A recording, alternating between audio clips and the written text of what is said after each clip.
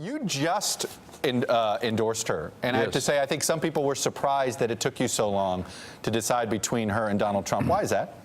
Well, the truth is, I wasn't really balancing. I mean, I've been focused on no labels, which Al Cardenas on your panel is a leader of. We're working hard to try to build a bipartisan group within Congress and hopefully in the next administration to work together to build a peace after the war that will be and is this campaign is over. So I thought I'd stay back for a while, but people started asking, well, where are you? Are you ducking this? And I just decided I'm for Hillary, and I might as well make that clear. Look, I am used to hot political rhetoric. You're used to hot political rhetoric. Right. But it does feel like we're pushing the boundaries. And when you push the boundaries to a point, well, then nobody will believe the government when they say this is your tax bill. Nobody is going to believe the press when they say don't eat that meat. It's bad for you. There's disease in it.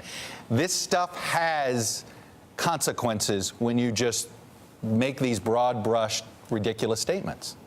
Well, that's true. Words matter, as we've been saying. Look, the reality is the developments over the last several years where Washington has become more and more partisan, ideologically rigid, no willingness to compromise in the national interest to get something done, has had the effect of making people angry at Washington and not trusting our government. And when in our democracy you get to that point, the system is really in some danger. This campaign has not helped that. It's made it even worse. And I particularly want to focus in on the idea that at this point in August, people are saying that the election is rigged.